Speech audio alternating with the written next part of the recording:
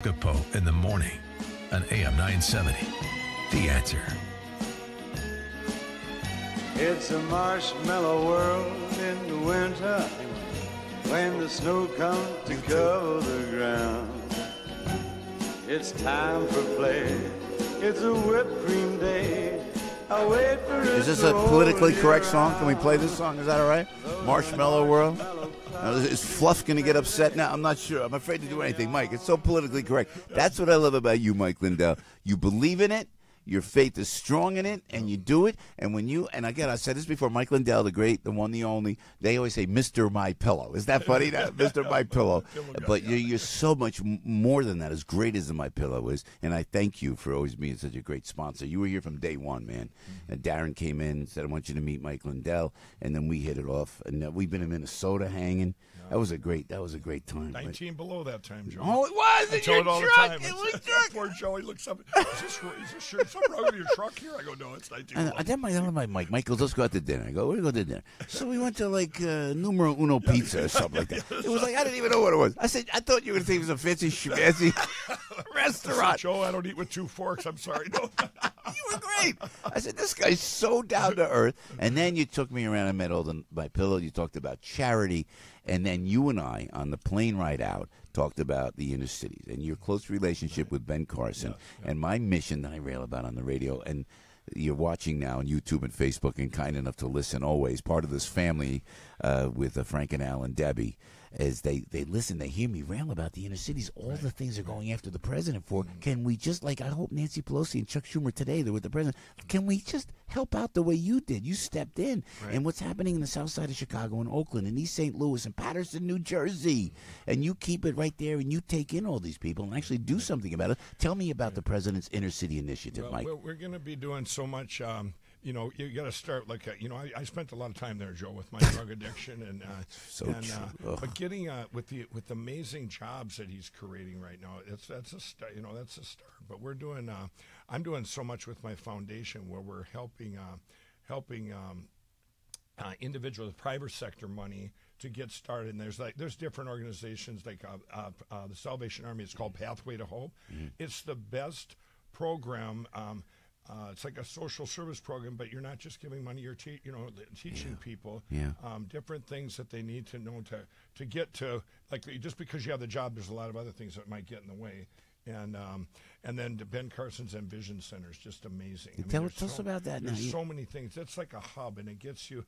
It actually there's so many parts, but one of the parts is it takes your skills, what you're skilled at, or where your passions lie. Maybe where your passions lie, and not just put you in a box and say here, in the inner cities, like Ben was telling me, you might only get one opportunity and you might miss it. You might miss it. Where here, it shows you, here's all these different opportunities, and here's what's, what motivates people is passion. If you're passionate about something, and I always said you can have the best job if it's not a job if you're passionate about it. Yep. And it really getting. I'm doing a lot of stuff in Detroit right now, and I have a gal there. It's a couple. It's John and Alicia, and they're right in the heart of the inner city, and they were like the hope there. I think it's showing the hope, and I put a new roof on their place now, and they're out there every day. They'd give the shirt off their back, but it's like a little hub of each. We're going to have in each city, and not just not just. Putting Band-Aids out there, Yeah. Because it will take, Mike, and I know from working in the inner city communities for 25 years, it's been my mission of at-risk children. Right. It's going to take, and when you see with all the programs they just pour in, and what they take with the inner city too, I know you know this. They don't solve what the problem is. What you're talking about is solving where the problem emanates from. I talk about this every morning on the radio, Mike. They go out and we'll do different schools, and then we'll move everybody out to this living arrangement where we'll pay for. No, create what's happening in the city. It's going to take 10, 20 years, right? Well, I want to do it faster. Whoa. Yeah. You don't strike me as an impatient guy. I don't have patience for that. Let's get this done now. I want to help now, And it's you see what's working in different communities. Like, I'm not kidding. Like Detroit, there's so many good things that are going on in Detroit and have been for years. And even in my home state, Minneapolis, and in Minnesota. But you see these things that are working, and then you use them in other places. It's kind of like it's kind of like an entrepreneur. When you look at a product, you reverse engineer it and say, okay, how do I solve this piece, and then you don't reinvent the wheel. You look at good organizations that are doing things like Salvation Army that aren't. People just think that they're out there just for clothes and stuff. And here they're for addiction. They're for this pathway to hope. All these different programs, but it's not just them. It's you're taking. I guess that's another thing that Ben's and Vision Centers do. It's like a hub of a wheel where it reaches out to all these different spokes in the community. Got it. And it engages everybody. Great. We all have the same goal. Yeah. But to get everybody connected. And you have it faith-based? Faith-based because, the pastors within the inner cities. The pastors, absolutely. Are so engage powerful. all the churches. It's a huge thing. I spoke at in Washington, D.C. with Star Parker. I don't know if you know her, but she does so much with the inner cities and stuff, and she engaging the pastors from all these cities. What about this, Mike? You know this better than anybody else. So maybe you can help. And I'd like to offer my help in any initiative you have, because I talked to some union guys. I've said this before in the air, so forgive me if you're listening. I repeat myself, but sometimes you got to say it over and over again, Mike, right, to get the message across. Manufacturing, man. Just bring the My Pillow in Minneapolis and Minnesota is the one thing. Can they bring some manufacturing? If they went to South Side Chicago, again, it's going to take 10, 20 years to turn around. Create jobs.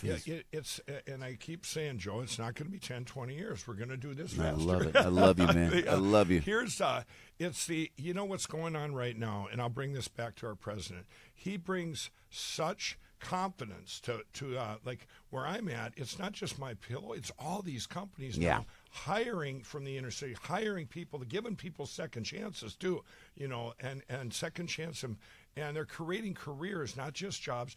Our wages are going up because the consumer confidence is at an all-time high. I believe that. And I believe entrepreneur and business owners are at an all-time high, in spite of all the attacks on our president, which is shameful. Yeah. It's absolutely shameful. I'm going to put that in there. Yeah. Did I say shameful? Yeah. It is shameful. All the great things that are being done in this country for the people that have needed it forever, and not, inner city, middle America, every middle class, everybody is,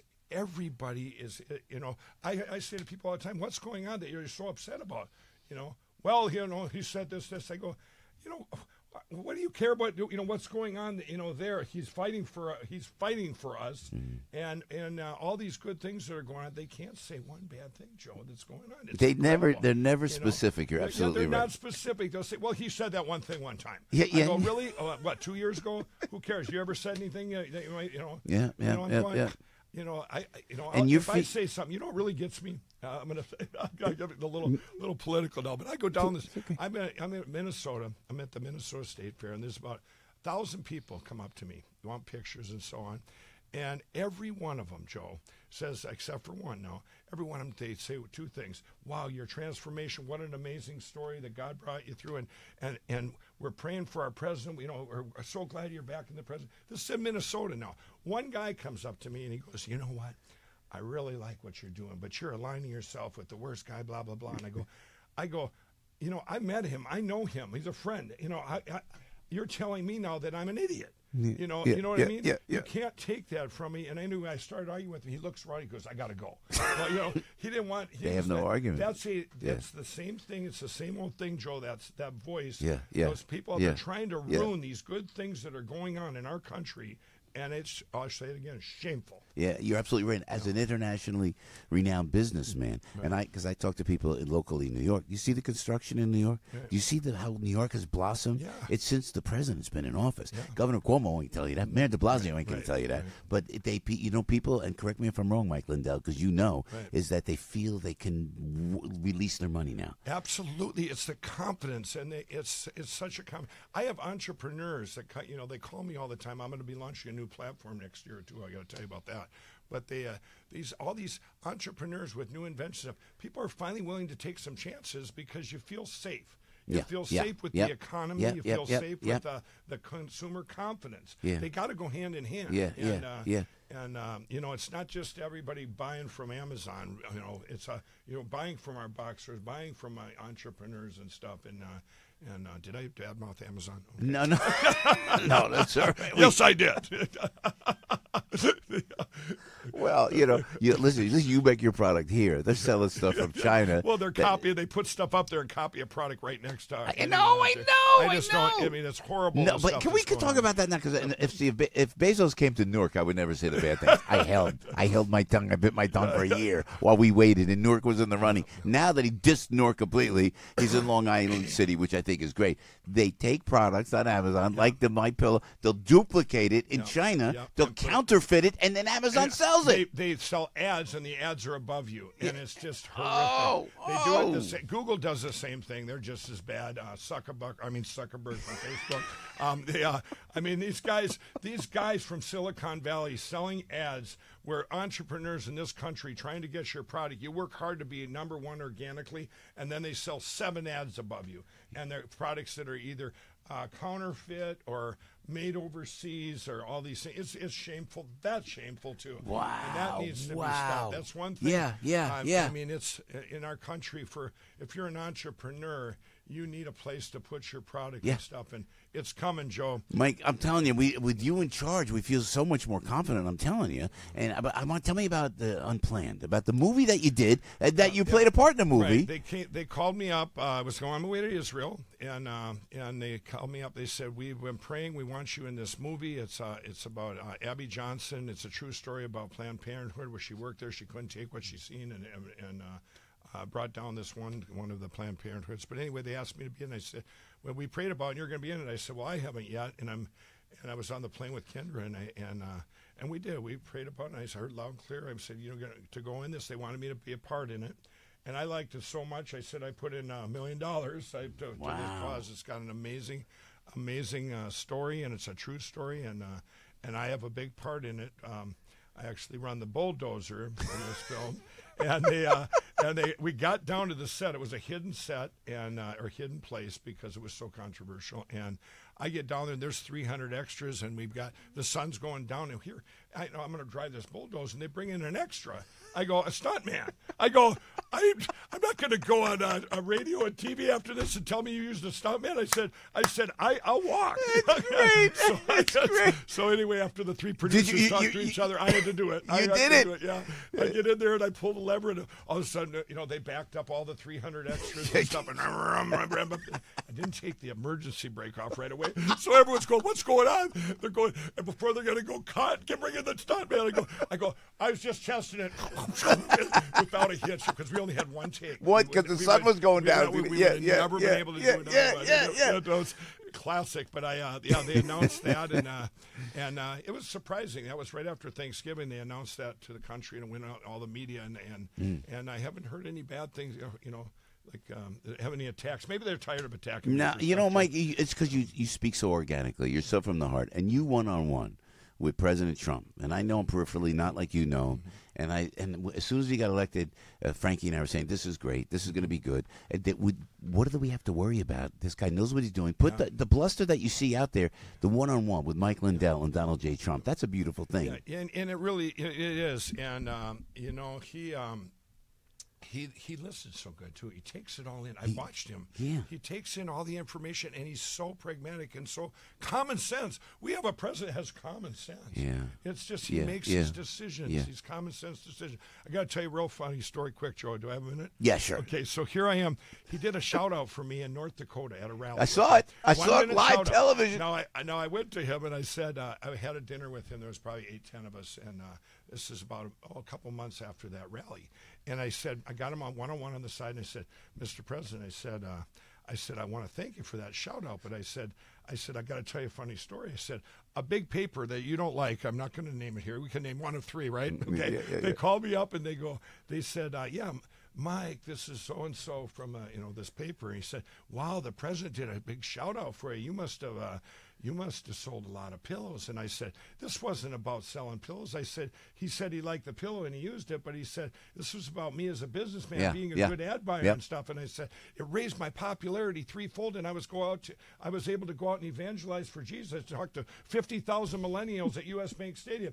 The president looked at me and said, well, what did he say then? I said, he hung up on me. He didn't want to hear that. He didn't want to hear that. That was good. Mike Lindell, Mike, we love you, man. We appreciate all that you've done, and I cherish our friendship. And God bless you, and Godspeed, Mike. I'll see you soon. Give my love at home. Piscopo.